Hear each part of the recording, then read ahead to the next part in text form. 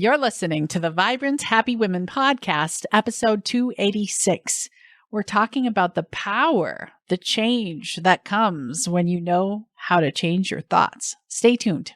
Hi, I'm Jen Riday, and this podcast is for women who want to feel more vibrant, happy, aligned, and alive. You'll gain the emotional, physical, and spiritual tools you need to get your sparkle back and ensure that depression, anxiety, and struggle don't rule your life. Welcome to the Vibrant Happy Women podcast. Hey, my friends. Have you ever come across people in your life that create a domino effect for you that change everything? Well, my guest today, Lezlie Eidson, has a story like that. Lezlie continuously came across coaches who, different from therapy, would ask her questions that initiated a series of changes in her life, a movement of growth that has made her an entirely different person. I met Lezlie when, after working with several coaches, she decided to become a coach herself and signed up for the Vibrant Happy Women Coach certification. She was one of 10 students in her class. She was always very excellent at her coaching, like many of the other students. Okay, who am I kidding? All of the other students. All of you listening, you're A+ students. But Lezlie is special because she did this after raising her kids. She's hit the empty nest phase of her life, that phase where many of you ask, what's next? What is the next version of myself going to be? Because I'm not going to be the mom version anymore. Maybe it's the grandma version, or having a new career, the version where you move. Well, Leslie's transformation involved becoming a certified coach. Lezlie found her radiance and her joy again. And because it was so powerful to her, she now works as a coach to help other women do the same. And I love it.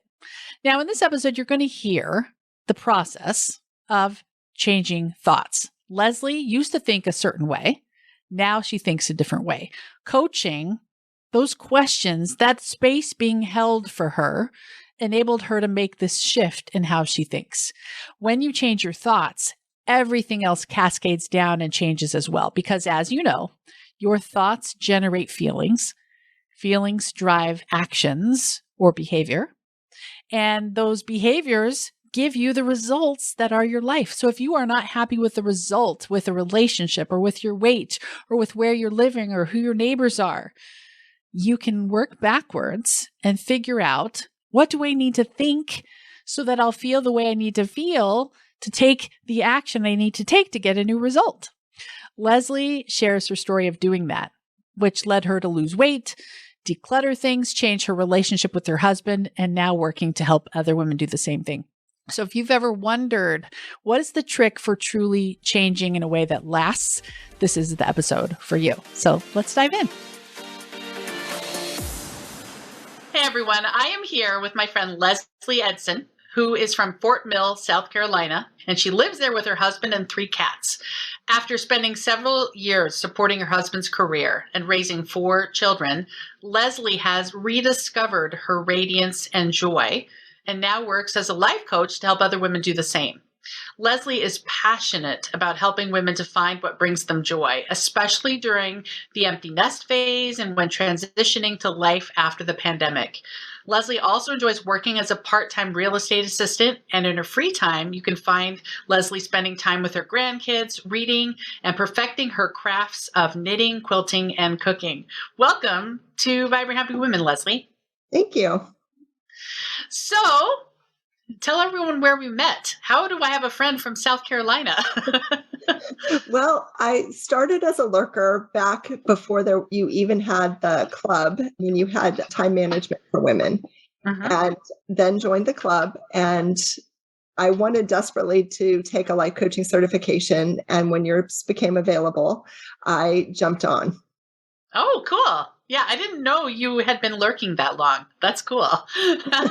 So, all right. Well, we're going to hear, about your life and how you've rediscovered that radiance and joy, because I've kind of figured out after interviewing a lot of women and talking to a lot of women that every one of us comes to a phase, a transition in our lives like the empty nest phase, or as we contemplate going back to regular life after the pandemic, we come to these phases where it's time to rediscover ourselves and to redefine ourselves. And you've done that, and you help other women go through that journey. So tell us your story of doing that. Well, I noticed that there were various times in my life. They were often times of stress. I had a husband, as you said, who traveled almost full time when I had 4 kids in the house, and they had very active lives, all the sports, all the things like most families today. So that was one phase. Then we moved to the Carolinas, and my dad became very ill, and I was traveling back and forth, and subsequently lost my dad, and a few years later, my mom. And so there were these periods of transition. But it really hit me when my last baby went off to college. And all of a sudden, my role as mom took a huge backseat. And I had found that I had gained quite a bit of weight. I don't know if you've seen the movie Runaway Bride, but in the movie, she doesn't know what kind of eggs she likes. And she likes whatever kind of eggs the man that's currently in her life likes. And I felt very much that way. I had let go so many things that I just didn't know what I even liked about anything anymore. Wow. You've lost yourself. Really lost myself. And so I started this journey. And when I became a realtor, they had a coaching program for productivity. But it really started changing my life. I had never experienced coaching. I'd done counseling a couple of times for a couple of things, but never really experienced coaching. And what I found helped me about coaching that I didn't get from counseling was that there was so much action involved. And so I started doing these things that gradually started helping me discover myself. So by action, you mean people taking action? Me taking action. Oh, you taking action. Oh, cool. Yes. They would talk about, what's holding you back, or what are you passionate about? Or they would ask me these leading questions, and then I would have to figure out the answers. Yeah. So as I discovered the answers, I started finding out more about who I was. So you're saying coaching compared to therapy was more action oriented and pushing you toward something. Yes. And I would say it was more growth oriented as opposed to problem solving. Oh, cool. I like that. Yeah. So you started learning about coaching. You started on this path of personal growth, and it's addictive, right? So keep going. What was next? Well, I was always the one that was looking for a solution to a problem. And you could find me if I was in a bookstore in the self-help aisle. So I was always searching for something that would unlock a solution to whatever I felt was wrong in life at the moment. And so this was a natural segue into coaching and working with a human guide to help me uncover things. And so as a part of the productivity coaching, I discovered that I did not want to be a solo realtor. I did not like the process of finding people. I really enjoyed working with another person. And so as a part of that, I segued into being an assistant, kind of an operations manager now for this small boutique real estate firm. And I love what I do. This week, I was with several different clients showing property because my boss was out of town. And so I get to do all the best parts of real estate, in my opinion, and I don't have to do the yucky things. Yay! That's good. So that was really helpful because a coach helped me discover that. I also went on to find a weight loss program that is very coaching based, and I really enjoyed that. And so that was the next layer.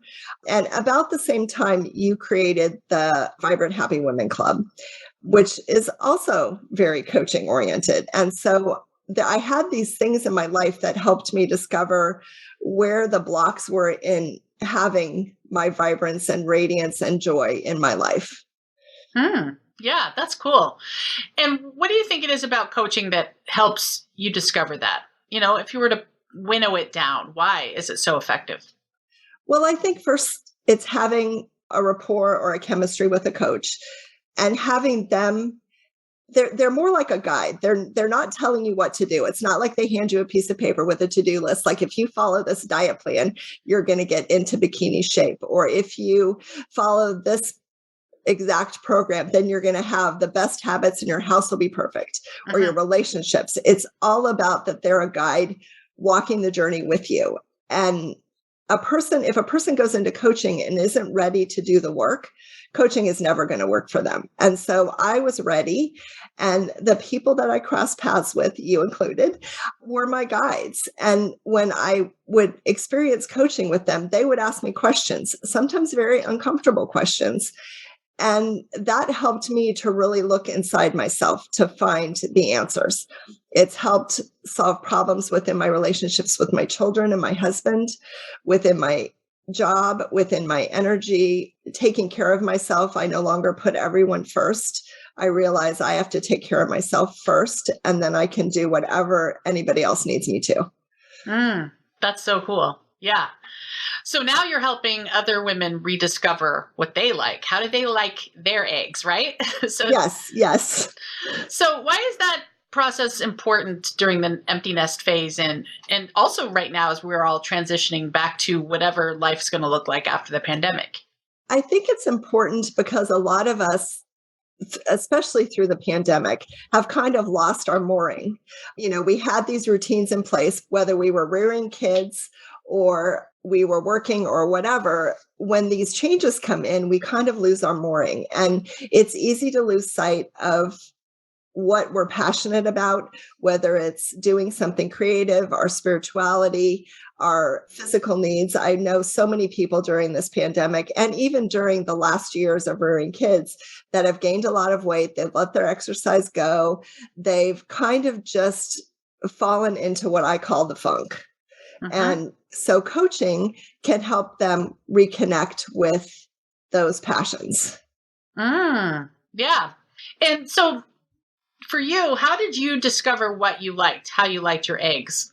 That just sounds so insurmountable for some people after they've, put themselves on the back burner for so long, taking care of the kids, the spouse, the job, all the things. Like, what's the first step to giving yourself permission to even do that, do you think? I think it starts with maybe looking a little bit backwards. And I don't like to look backwards overall, but I think it's important to do that and to think about when were times when you felt the happiest. I did a lot of writing about that and looking back at the times when I felt the most joy. And I found that a lot of the issue was that the times that I felt joy were times when I was doing something I enjoyed, but also my thinking was in a positive place. And when I started going into the negative places are the times when life seemed to be getting out of control and that I'd lost my mooring and that I no longer had a center. And as I learned more through coaching, both through the Vibrant Happy Women Club, the coaching certification program, my other coaching experiences, your thoughts lead to your feelings. And when you have thoughts and feelings, then you do certain things. And if you're thinking positively, more than likely your actions are going to be positive and you're going to have positive results. And the place where I can do the work is on my thoughts and my feelings to create the more positive actions. And so I spend a lot of time writing and looking at those thoughts and feelings. So why is it important for you to have the guide, the coach helping you with that? Why can't you just do that work alone? One, it's staying motivated to do the work. It's easy to start the work, but it's hard to stay the course with the work. There's so many distractions in life, and having a coach with a set time when we're meeting helped me to focus more.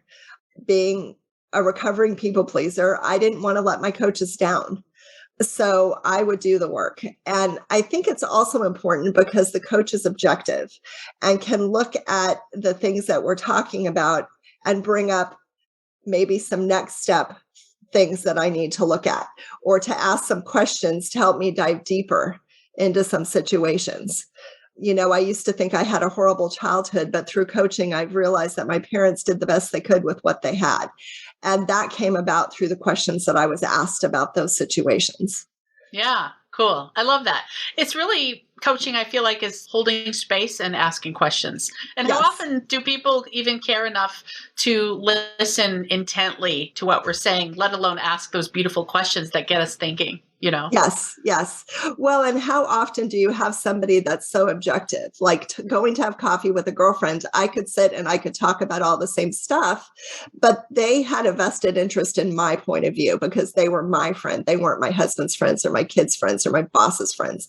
they were my friends. And so they really would try to jump in the boat with me and, take on what I was feeling or thinking. And a coach stays much more objective and helps to ask questions, and they don't necessarily have a vested interest. It's part of why I think having a friend as a coach doesn't work very well. Yeah, that's true. I would agree, because they have opinions as your friend. Yes, yes, yes. That's cool. Have you been able to use your coaching skills with your kids? I have. I listen to what they have to say, and I'm no longer trying to solve their problems. I also no longer feel responsible for their outcomes. Yes. Oh, that's huge. Very huge. How did you let that go? I think it was partly by just understanding that other people weren't responsible for my outcomes. It started with my journey, and then I was able to translate that out to other people's. And by realizing that my husband wasn't responsible for making me happy, that we could create a life together and that we could be happy together, but neither of us was responsible for the other's happiness. I think that's where it really started. That's humongous. I think that's the crux of coaching, is helping people to see that they are 100% responsible for their happiness and nobody else. And that can be a place where people grieve the loss of the story they used to tell. Mm-hmm. And also, it empowers everything. Can you remember the moment when that happened for you? Not exactly. It wasn't a moment. It was a process. And a lot of it came on the work that I did with my marriage and also with my upbringing. And being able to look at what happened objectively and not have those things mean anything about me. Like my parents were of the spanking generation, and my mom spanked what I now realize was probably excessively. I mean, we used to count how many times we would be hit, and that's how we got through it. But at the same time, that didn't reflect on who I was as a person. Yeah. It had more to do with her, my mom, than it did with me. Yeah. Yeah. So learning how to look at life from this perspective shifted how you viewed everything in the past. It made it more positive. And then how do you feel like learning how to change your thoughts around these things? I guess learning how to think, right? How is it looking different for your future as well? I think that because I've let go of a lot of the old stories, that helps me create a new story for the future. One of the exercises I've done over periodically is looking at my future self and what does my future self looks like. And before I did this work, that was very difficult to do. I could not envision a future self because I was stuck with my past self. Yeah, wow, that's huge. Don't you think, I don't know, I'm kind of guessing 80, 90% of people are just stuck with their past self. Absolutely. Wanting it back. Yes. Well, and wanting to go back and undo choices they made or whatever. And since we can't do that, we don't have a time machine. All we can do is deal with our present action, our present choice, and our future. And if we plan in the present and make choices in the present, then we can go ahead and create that future. And that was something that I never connected. And I did mourn my dreams. I had a vision of what life was going to look like, and my life looks nothing like that. Oh, interesting. Why is that? Well, I think some of it was the choices I made. When I started college, for example, I wanted to be a pediatrician, and I love kids, but I also loved being a mom. And I knew when I was pre-med in college that I really wanted to be home with my kids. And it didn't make sense to me to spend all of that money becoming a doctor and to be a stay-at-home mom. So I let go of that, but I was resentful about it, that I couldn't have it all. Yeah. So as I've done this work, I've realized that was a choice I made, which brought me to the place that I am, which is a mom of 4 amazing adult children. They're all working, independent members of society. They're compassionate adults. And I'm so proud of them. And I'm grateful for the opportunity to have been a part of that journey. And so I made a choice to do that and to be a part of that. And I no longer resent the fact that I am not a doctor. I'm just finding the joy in what is. Yeah. Yeah. What is? So looking forward, you're in the empty nest phase. Your kids are adults now. And a lot of people think, believe a story. My husband's one of these people that life just goes downhill, or uphill. Did you know in some countries their version of uphill is our version of downhill? So I don't know which is which. Life gets worse. But I mean, I feel like with all the research and science developments on aging, you have a ton of life left. Could easily your whole second half of life. So tell us more about what you're looking forward to, what you're going to do with your second half of life, because I think you can be inspirational for us.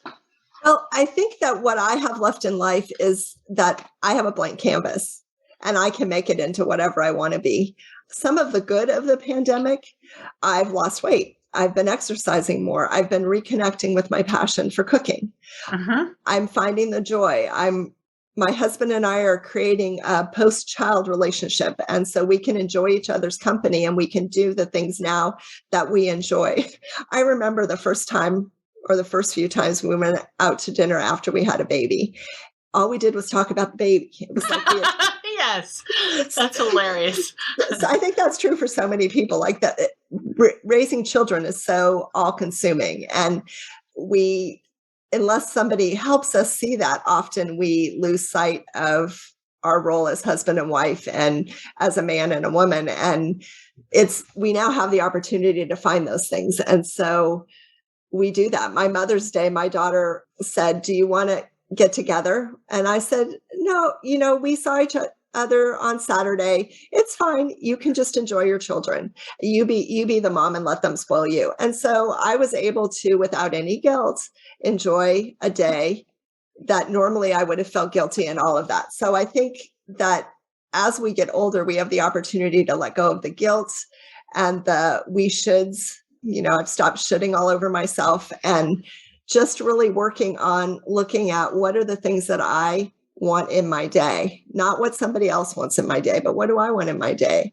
And my husband and I discuss those things. And so we have days now that we enjoy together. That's really cool. Letting go of the shoulds and figuring out what you want. Yeah. So you have a blank canvas, really. Sounds like you can just do whatever you want. Maybe you'll go back and be a pediatrician. I'm kidding. I love to learn, but I don't know that I love learning that much. No, I'm with you.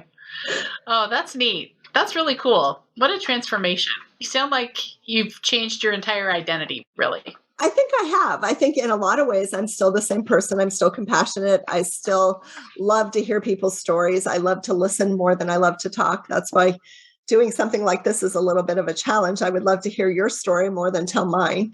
But I think it's just being able to reconnect with those things again. And so it is a blank canvas. So Lezlie, you're a grandma, and many of our listeners are grandmas. Many of our listeners will one day become grandmas. So tell us what that is like and how you think what it looks like to do grandmothering well.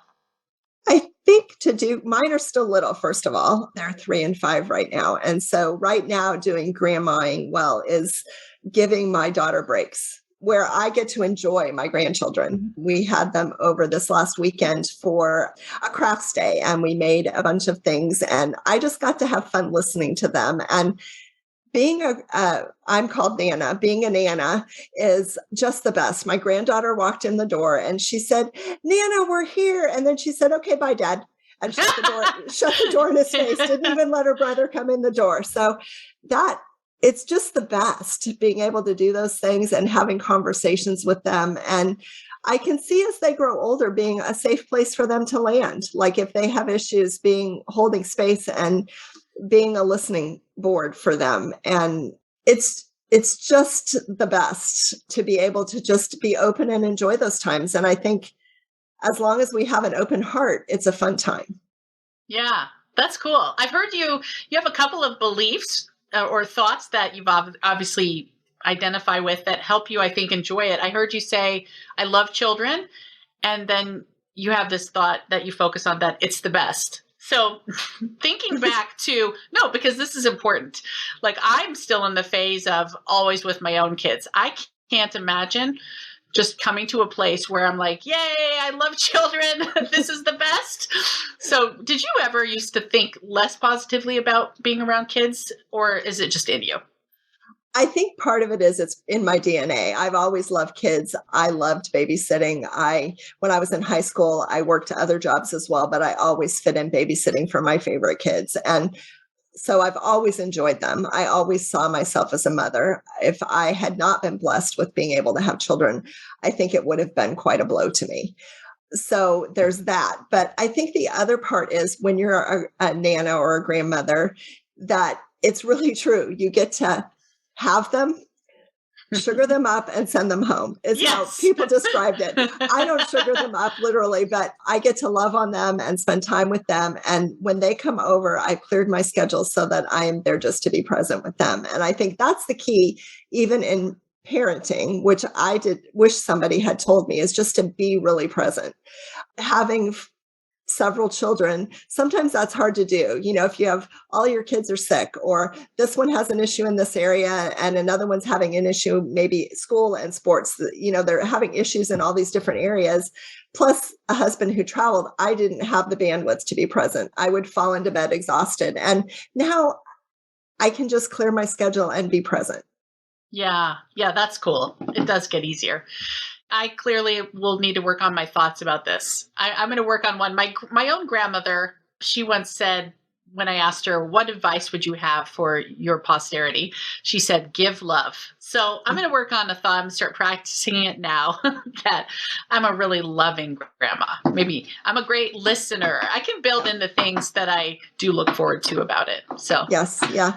Well, and even with my children, when things were overwhelming and the most, and all of them would come talk to me, I just thought I'm creating a future relationships, because I didn't talk to my mother, talked more to my father, but not a ton about anything that really mattered. And I wanted my kids to feel like, whether they were 12 or 22 or 32, to be able to come to me and talk to me about anything.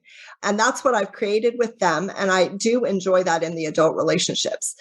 But it was hard in the moment when they were kids and bringing all of this stuff to me, to look at it that way. And so even before I knew about thought work, I tried to think I'm creating my future relationship with my kids. That's really good. Yeah. You want someone to take care of you in your old age. They've all told me they'll find a very special place for me. Oh, that's great. Way to go, Lezlie. I love this. Where can people go to learn more about you, or if they want help with empty nesting and transitioning to life after the pandemic? You want an excellent quality coach? Where do they go? The website is radiantjoyfullife.com. Cool. Lezlie, wow. Redesigning your whole life. What an inspiration. Thank you so much for being on the show. Thank you for having me. Take care. You too.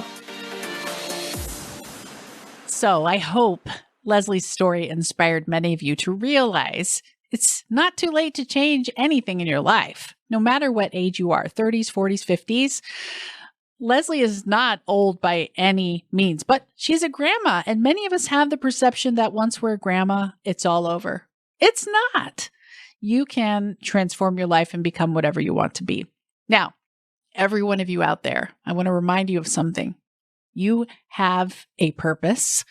You have things you're passionate about, often built upon the experiences, the struggles you've had in your life. It's a real thing when you have overcome something that you might want to help someone else do the same.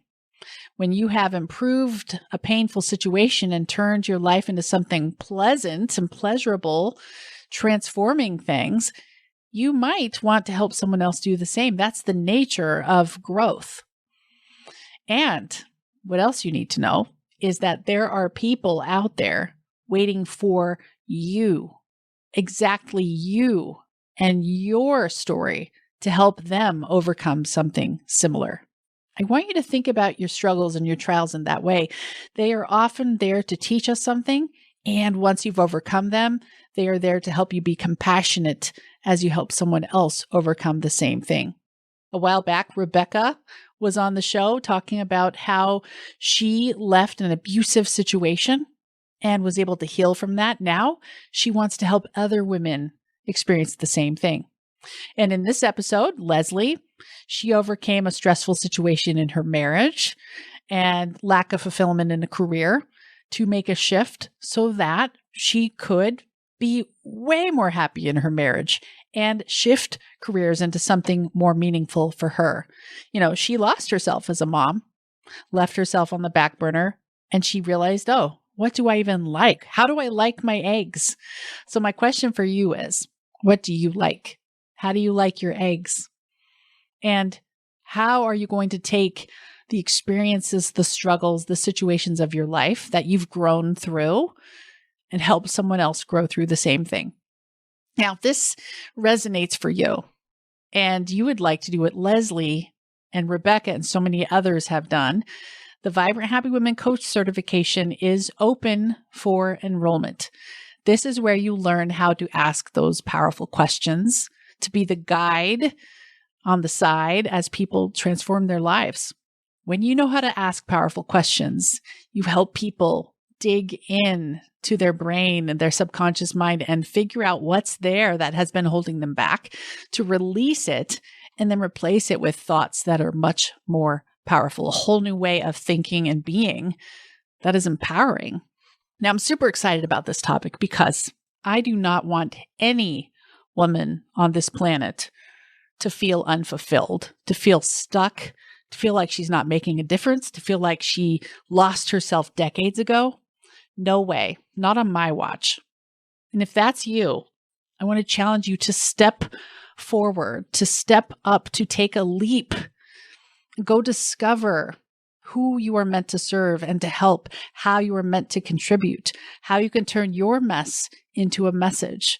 And coaching is a powerful way to do that, where you learn the power of holding space so others can have that transformation. You're invited. You can join us and learn more at jenriday.com/coaching. And of course, there are other ways you can live your purpose as well. Maybe it's becoming an artist. Maybe it's going back and becoming a pediatrician. Whatever it is, do it. You are born for greatness. You are meant to be an influence for good. Go do it. Thank you so much for listening, my friends. I love you. I will see you again soon. Until then, make it a vibrant and happy week. Take care. If you enjoy this podcast, you have to check out the Vibrant Happy Women Club. It's my monthly group coaching program where we take all this material to the next level and get you the results that will blow your mind.